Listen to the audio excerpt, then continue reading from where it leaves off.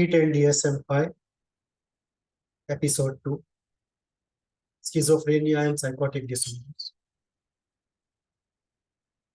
At last, I will speak with my own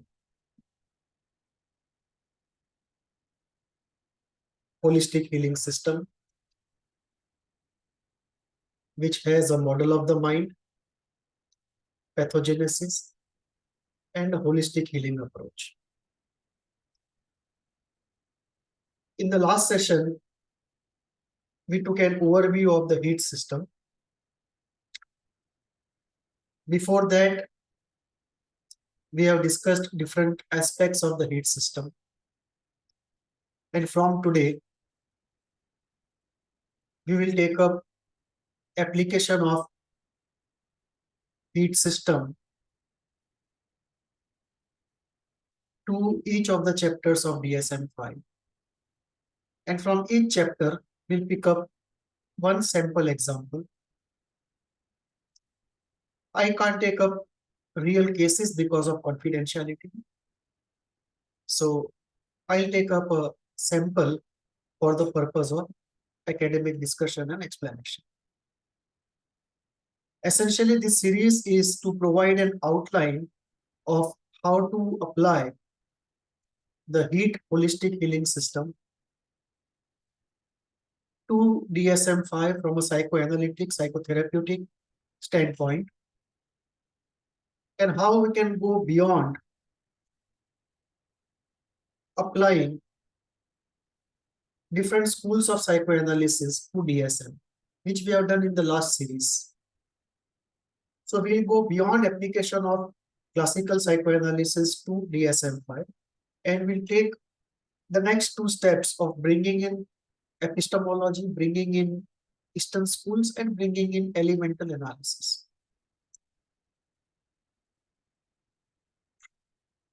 So let's start with not chapter 2. I think it's chapter 2 in DSM-5, section 2, chapter 2. But for us, this is the first one.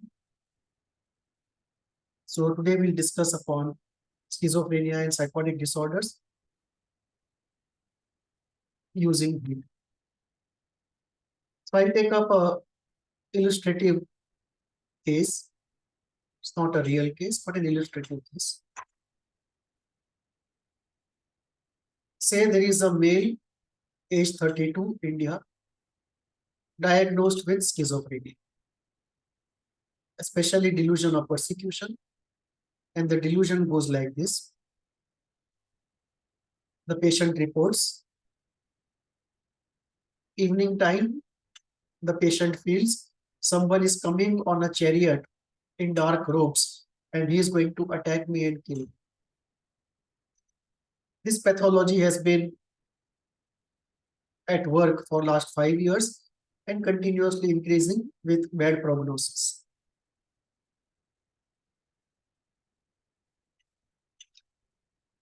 Additionally, there are occasional outbursts of self-defensive anger, paranoia, and bizarre preparation to face the attack or self-defense. This is the sample case I have taken for illustrating how to apply heat system to this chapter.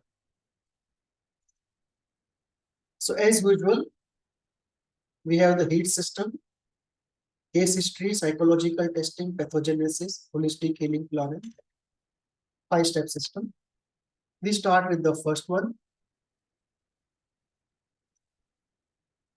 We take the classical case history, personal information, history of present illness, complaints,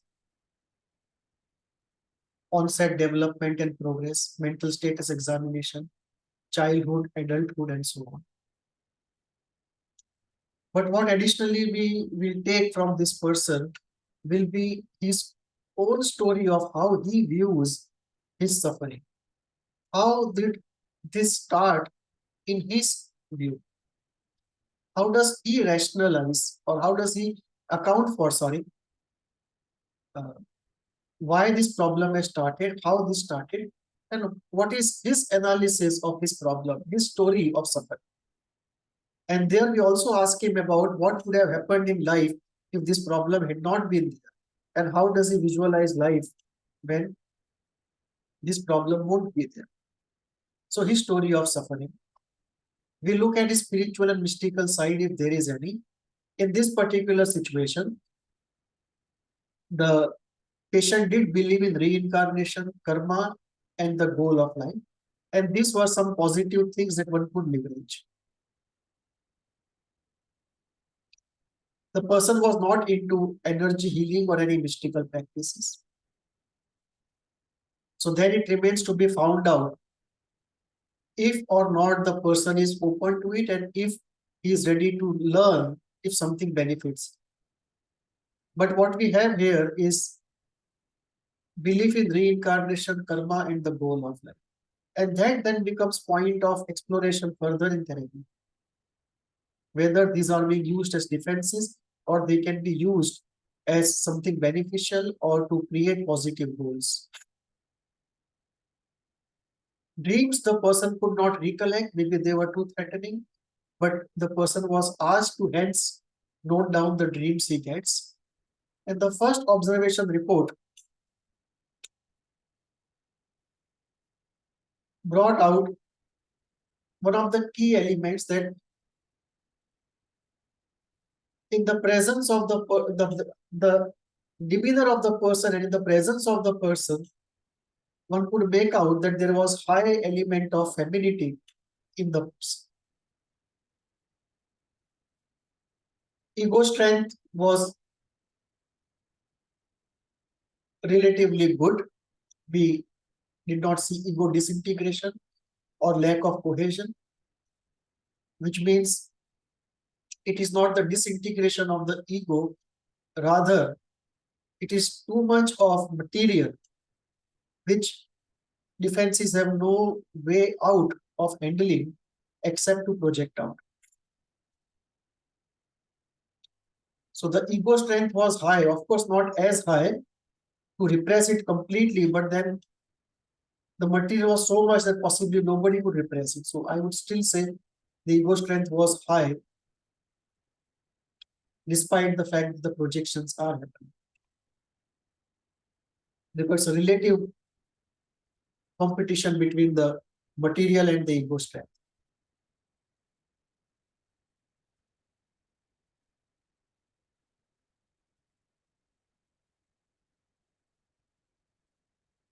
The Rorschach test would be the best one to look at here, given the problem. So when it comes to psychological testing from the heat perspective, we go there.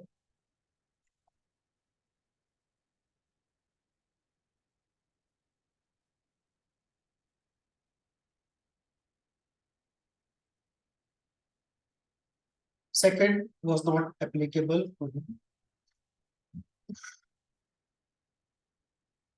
Ayurvedic part, none of us could do. We did not have an expert. Pranic healing can be used. And pranic healing can be used to know certain things, which chakra is affected, which body is affected. Is it karmic or not karmic?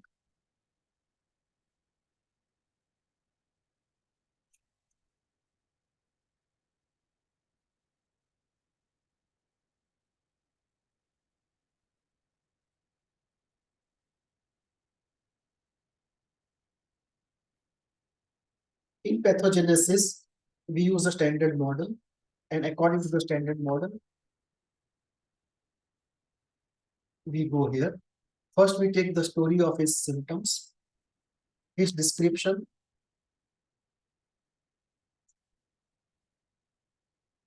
Active imagination can be used to find out how he develops the story of the symptoms.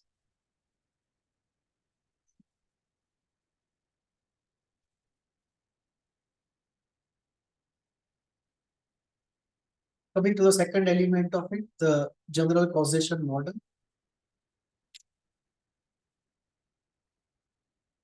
And here we see that the laws of nature are at work. And free will of others is not important. What is more important is the karma of the self and the laws of nature. So we see here, it is the whole pathology essentially is around 3.2.1, 3.2.3. Rest are not important. We can explain this with different schools. Freudian explanation will be rooted in homosexuality. Kleinian will be in the split open. Jung will be in the overactivation of the predator archetype. Cohesion will be along the lines of disintegration of the cell. Winnicottian would be on the lines of something to do with inadequate mothering. Cognitive behavioral explanation will go into wrong schemas, wrong core beliefs, and so on. On the East, the yoga psychology and tantra psychology will go into the karma issues and explain it in terms of their own schools. And in heat, we look at elementals apart from East and West and some other variables that I put in. So here, from the person's case and the experience of being with the person, the first observation report, and the psychological test, from all these explanations, the Freudian seems to be the most probable. So we take this as the provisional explanation. And from the East, we look at Tantra psychology. And we look at the karmic part of it. And from heat point of view, we'll slowly explore as we go into the elements.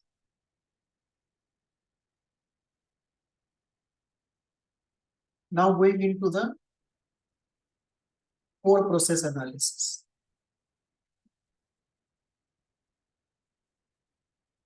The core process analysis will bring us into the aspect of the Freudian course, the Freudian explanation of rooted in homosexuality, where first there is a desire of homosexual desire of I love you, which is barred by the superego. Guilt is created and reaction formation is used to convert it into I hate you. And then I hate you, I will kill you, you will kill me. Again, I will kill you. After that, the guilt is created. So there are two strong points of guilt which necessitate use of certain defenses. In the first case, it is reaction formation. In the last case, it is projection. So when we look at the process, and if you look at the intra-process 4 point are the two guilt generation points, and between the two, the core is the first guilt generation point, rest is a derivative. So the moment I love you gets interpreted as unacceptable and guilt is created, then the whole story starts. So essentially, if you look at it at that point, it looks more like a superego pathology rather than a drive frustration pathology. So this gives us the intra-process part. And then we put that guilt part, the first guilt part, into general causation model. And that tells us it is largely karmic. And then we go into the core process. How else could it have happened? If the guilt was not so high, the person maybe would have allowed himself to be a homosexual or a bisexual. Maybe he could have passed through a gender dysphoria and then recovered through therapy and self-worth, but it may not have suffered psychosis. Going into why the guilt is what it is, it may be purely karmic. It may also be because of the way the person has grown up and the way the society and family has put superego content into him. So we may be looking at the karmic element, or we may be looking at learning from the big other, or even the small others,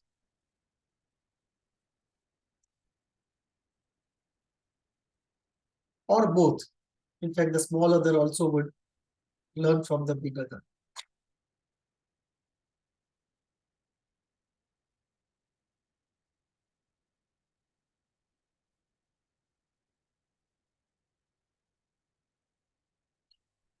Now applying the elemental analysis in affective and cognitive way.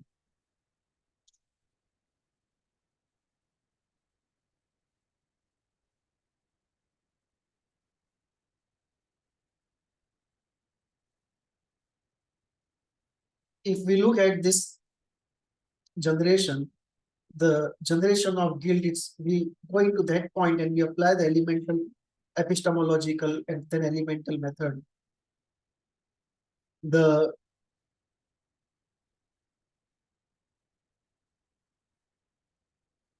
analysis of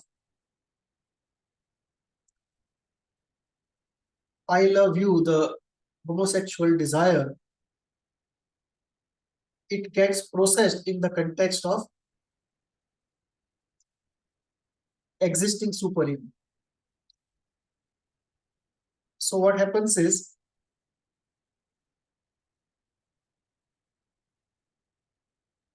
if we apply the typical epistemological process, we are not looking at sensation or perception, we are looking at conception onwards.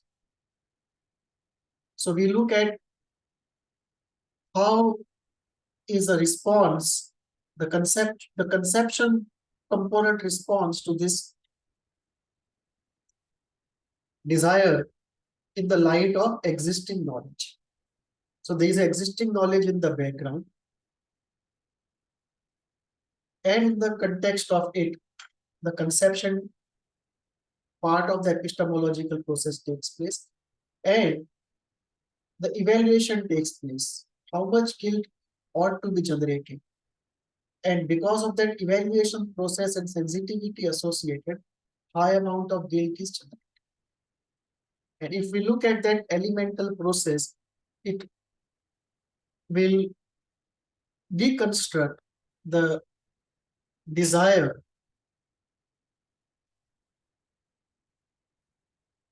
into a sexual desire, an immoral desire, an unacceptable desire, unownable desire.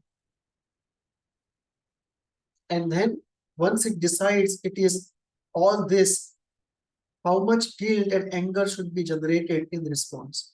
That is very high. That is based upon the evaluation. And that evaluation is based upon prior learning.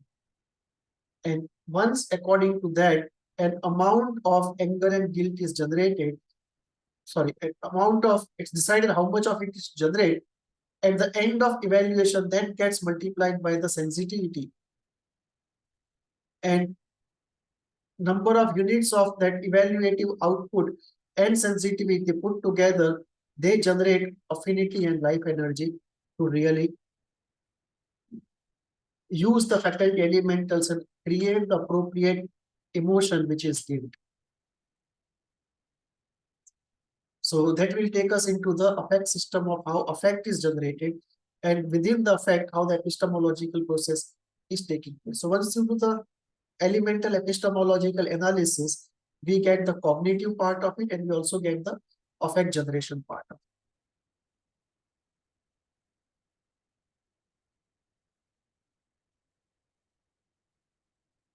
Then we come to the elementals. We find here karma, yin and yang are involved. The personal unconscious is involved. From the motivational elementals, pleasure, sexuality is involved. Fear and anger is involved. So it is the 1, 2, 3, 4. They are the 4 issues involved. .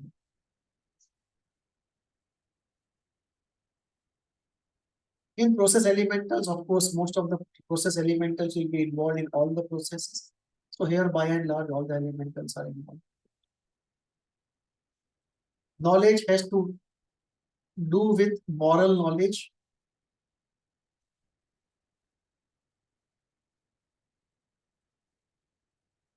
In any pathology, usually hope, positivity, and cheerfulness are on the lower side. The resultant elementals here are frustration, anger, sadism at oneself, rejection of oneself, pain, envy of others who don't have a problem, but not so much, fear very high. So what we have here is very high fear, very high guilt. So first, very high guilt, very high fear, very high shame, very high narcissistic injury, very high frustration, anger, largely towards oneself.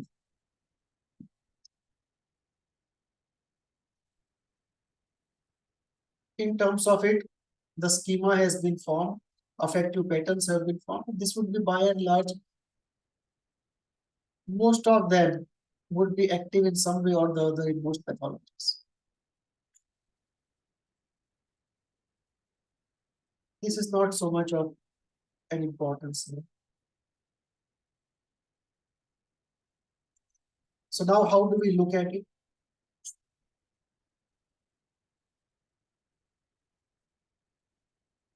At each of these levels, certain factors are responsible, and we can chart out how to handle those factors.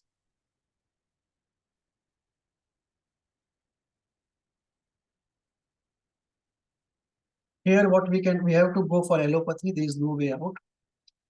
Can be supplemented by homeopathy, psychotherapy, of course. So we have this, and this. The person is too sick for rest of it.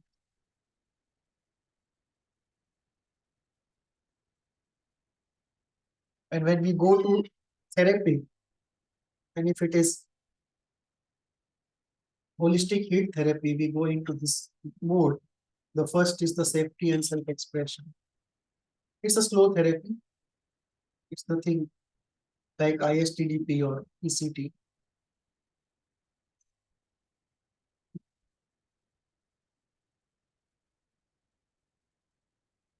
We go by this formula.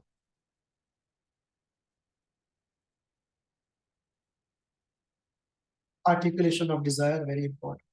Affect expression as much as we can. Positive goal.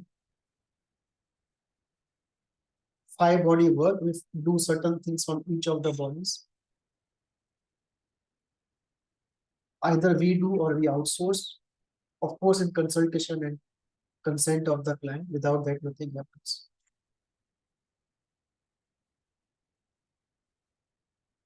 So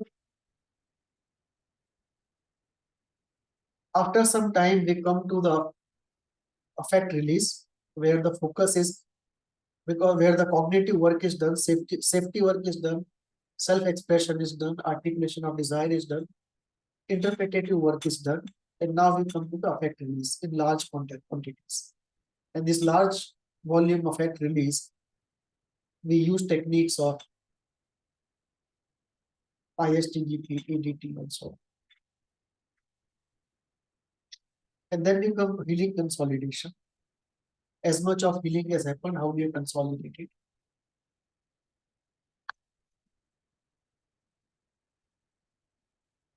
And the person goes out, lives in the world, comes back, and all the gains that he has done in action are consolidated. If anything needs to be worked upon, you work upon. And in the light of all that has been achieved, not achieved, and how he looks at future life, he completes therapy with a complete story of the